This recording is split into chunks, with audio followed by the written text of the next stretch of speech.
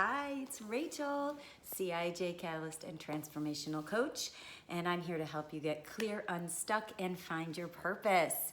We're here on day 2 of my video challenge, and today I want to talk to you about how do you stop that angry feeling that you start to get when you encounter somebody that's pushing your buttons, your spouse, your kid, your boss, somebody that you start to have, you get that angry feeling, they start pushing your buttons, right? So here's the thing, a lot of people think that the positive thing to do is to just walk away and leave it. And even a client of mine said to me, well, you can't, how do you just ignore it when you see that person a lot? So here's the thing, you don't ignore it. But when you start to feel that angst and somebody is sticking it to you, right? So you take a deep breath.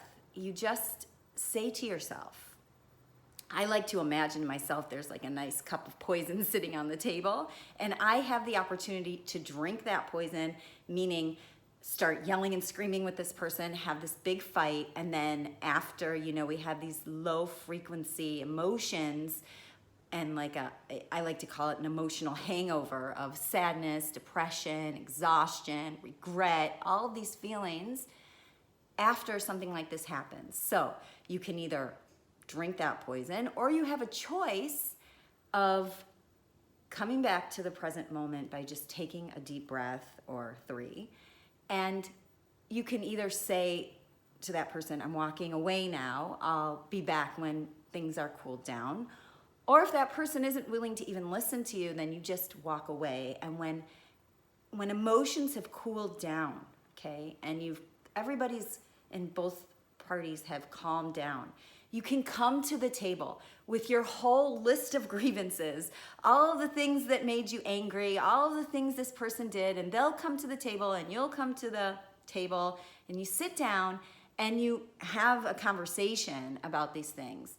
And as long as you're coming from a place where this relationship for both people is more important than being right, that the relationship is more important than the conflict itself, then you can come and you can listen, actually hear what the other person has to say, and then find solutions for these problems, right? For these issues, because we all have issues with people we spend a lot of time with, of course. So there's your choice.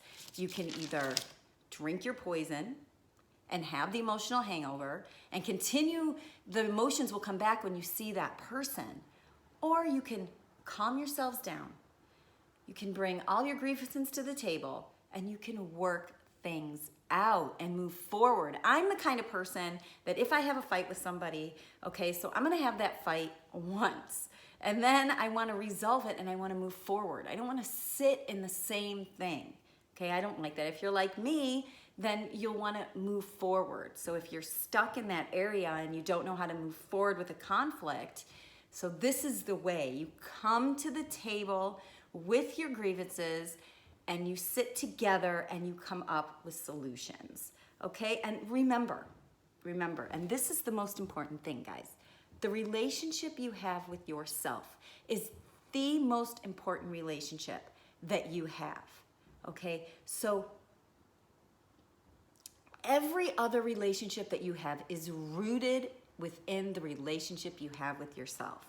So if you have a relationship with somebody, or somebody says something to you like, you're no good at that, and you've been telling yourself, I'm no good at that, then when somebody else says that to you, you're gonna take that as confirmation of what you were already thinking, right? And that's not good.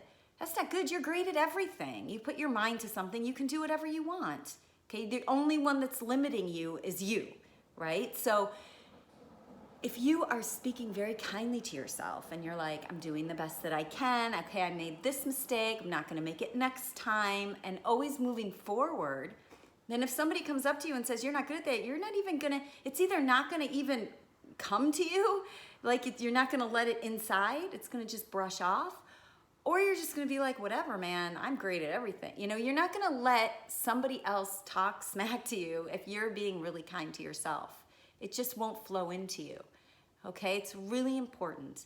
So that's my takeaway for today, all right? You're not gonna take crap from other people if you're not taking crap from yourself.